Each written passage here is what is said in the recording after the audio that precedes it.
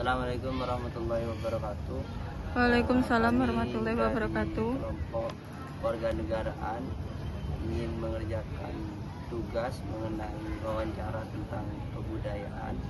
Di sini saya bersama Duta Fakultas Ekonomi dan Bisnis bersama Kak Oktavia dan Kak Lulu.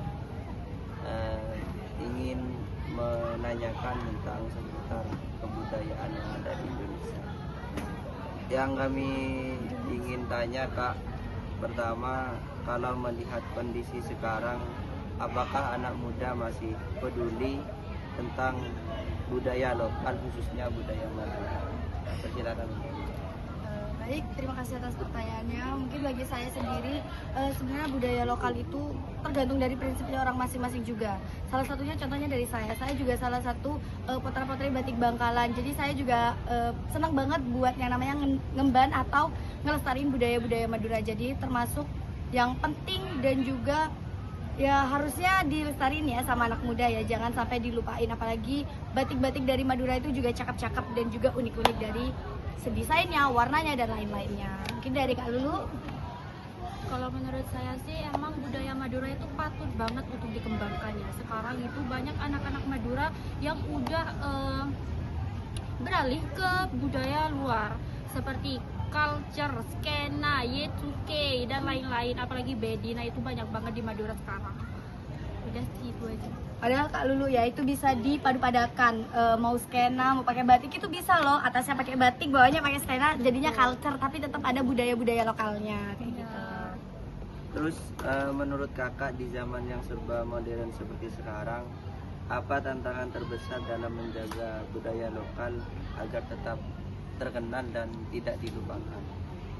Sebenarnya tantangannya tuh nggak ada, karena memang kembali lagi ke diri kalian masing-masing. Kenapa?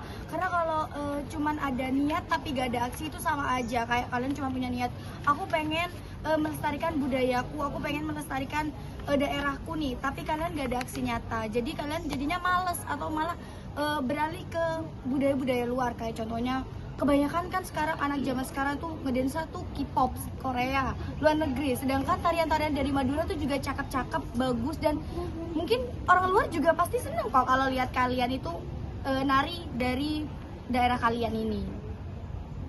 Setuju sih, juga pemikiran. Bahas bahasa Madura, Kak. Seberapa penting sih bahasa Madura untuk digunakan di generasi muda sekarang?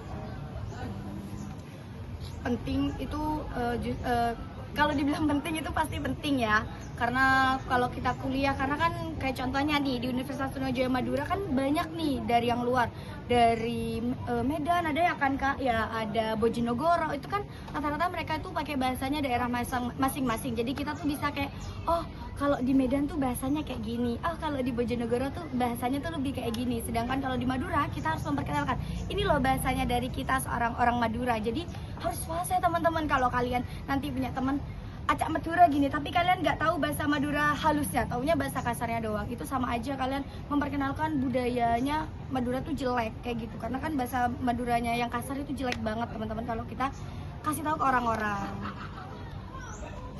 Selama mungkin dari Kak Oktavia, selama kakak menjadi duta, kegiatan apa yang pernah kakak lakukan untuk mengenalkan atau mempromosikan budaya lokal kepada masyarakat?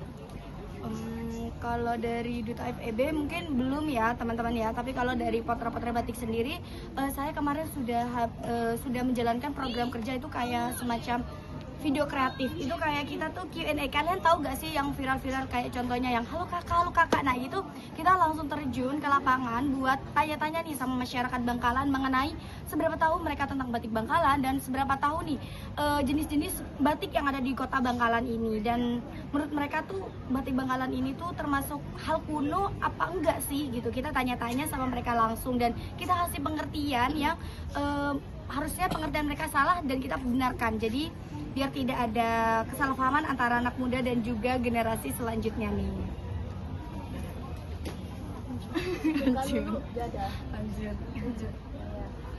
Sebelum ditutup wawancara kali ini, mungkin satu pesan Kak buat generasi muda agar bangga dengan budaya lokal dan identitas bangsa Indonesia. Kalau menurut saya sih emang harus banget dilestarikan ya. Jangan taunya itu budaya dari Madura itu cuma kerapan sampai aja. Jangan itu aja ya. Karena budaya dari Madura itu juga banyak banget yang harus kita explore dan juga harus kita kasih tahu ke teman-teman kita yang dari luar Madura, karena itu juga bermanfaat bagi kita dan budaya Madura.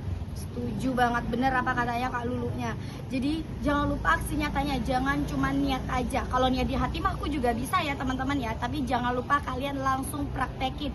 Kayak contohnya bikin video tuh memperkenalkan, di Madura tuh ada wisata ini tahu, dan ciri khasnya di Madura tuh kayak gini. Jadi kalian langsung bikin aksi nyatanya, jangan cuman ngomong aja. Oke? Oke, terima kasih. Mungkin itu aja dari aku ya. Bye bye. Oke, sekian sekian wawancara pada siang hari ini. Terima kasih Kak atas meluangkan waktunya. Kami tutup, kurang lebihnya mohon maaf. Wassalamualaikum warahmatullahi wabarakatuh. Udah.